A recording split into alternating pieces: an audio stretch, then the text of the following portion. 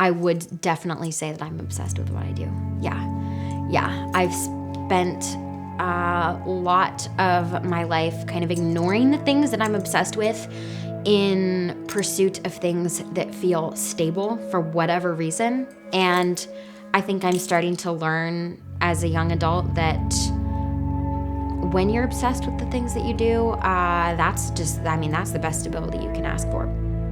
I don't feel pressured to go in another direction because I know that I could have a traditional 9-to-5. About a year ago, I looked into getting into the mental health field, and I think that a line of work like that would be really rewarding in many ways and definitely provides a stable income, whereas art is not traditionally that stable income. But I just have this feeling like this is what I need to pursue.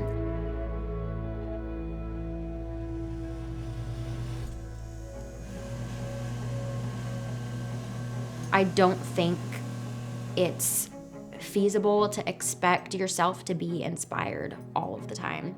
I know that there are always things I can do to bring about the inspiration, and sometimes it's so hard, and I think that was what I struggled with when I was younger before I really decided that this was the thing that I was going to go for, because I expected the inspiration to just come. When the inspiration didn't just come, I didn't work for it. And so one of my favorite little phrases is action breeds inspiration, because you really have to be working. Inspiration is always going to find you working.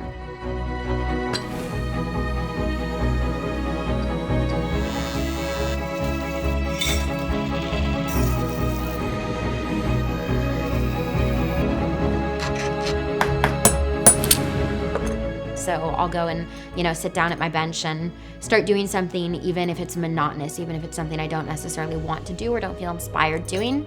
And just the act of the working causes the inspiration. There have been times where I've tried to sit down and paint, and I can't find a good reference photo. I don't know what I want to paint. And so I'll literally just take out a mini canvas and start painting like the shapes that I see in my face in the mirror. And from there, I can start to get ideas of what I might want to paint or what I might want to do. But you have to get the energy moving. It's like that momentum builds on itself. But if you just sit there stagnant, nothing's ever going to happen.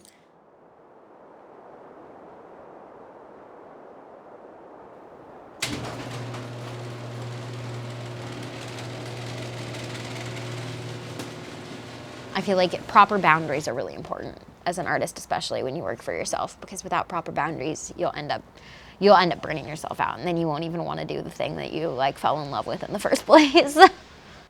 I'll go through weeks where I work 14 hours a day painting and doing jewelry and be just in this hyper productive state, and then I'll burn out and not work for an entire week straight, and I don't mean I won't work, but I'm not being productive at all. And so I'm constantly trying to reevaluate that a little bit, where I can get myself into a flow state, and then sometimes still force myself to stop so I don't stay up till 3 in the morning and then get up at 8 in the morning the next morning and keep working, because when you burn yourself out in that capacity, it's not sustainable.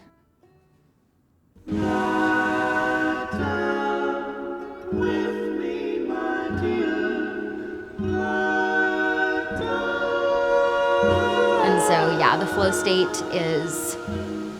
it's always been where all of my best art is created, but it's also important that I not over glorify it so much that I don't stop to do things I know are good for me too. I get into a flow state, but I still make myself stop at 6 p.m. to go to this yoga class that I know is going to be good for me.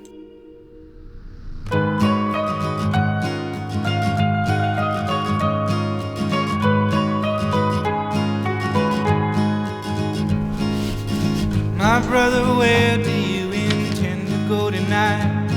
I heard that you missed your connecting flight to the Blue Ridge Mountain over near Tennessee.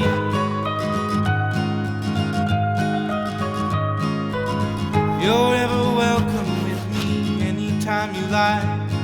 Let's drive to the countryside, leave behind some green-eyed lookalikes. like I'll draw lines on the painting and see like the relationship of where a straight line puts the center of my eye to the hand, and then make sure that the center of the eye to the edge of the mouth is the same here, same here. When I wasn't really committed to art, but I still loved it, like I would look at other people and think, oh my God, you know, they're so good at just like laying those things out, and thinking that when I was in art school, I had that same capacity, but I kind of stopped doing it. And you lose the ability to see in that capacity when you stop doing those things. And so now that I'm practicing consistently, I can actually see myself getting better in those arenas again and improving those things and learning how to see again, which is very exciting. In the quivering forest, where the shivering dog rests, our good grandfather built a wooden nest.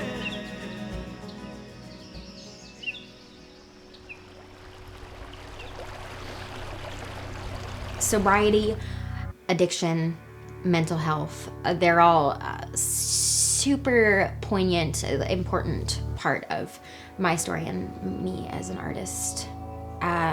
We talked a little bit about how I didn't really pursue art in its full capacity when I was in art school in 2014 in Hawaii. And a huge part of that is because I was drinking so heavily. I started drinking really heavily when I was 14 years old. And when I lived in Hawaii, so much of that was characterized by heavy alcohol abuse, and I couldn't really function as an artist in the capacity that I would have wanted to. And I grew up with really, really bad anxiety too, and so starting drinking really young was hugely influenced by realizing that by drinking I could alleviate that social anxiety that, you know, we all feel. I think there's this stigma for artists that, you know, you have to be in this unhealthy state of mind or be using to be able to produce in the capacity that you want to produce, and it's just so not true. It does seem and feel really glamorous until it's not, and I don't think there's enough of a conversation around it.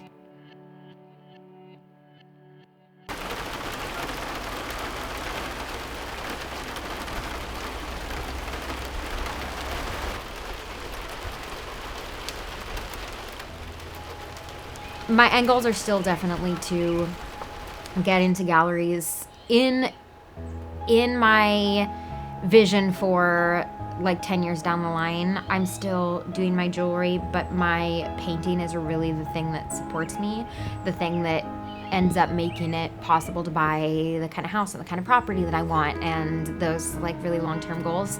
My short-term goal is going to be to try and have a solo show in a gallery. So right now I'm just working on creating a body of work, and a body of work that's really cohesive. So again, not necessarily these moody, brooding faces, but I'm gonna do some yoga inspired things, some things that encourage people to, you know, take a breath, to slow down.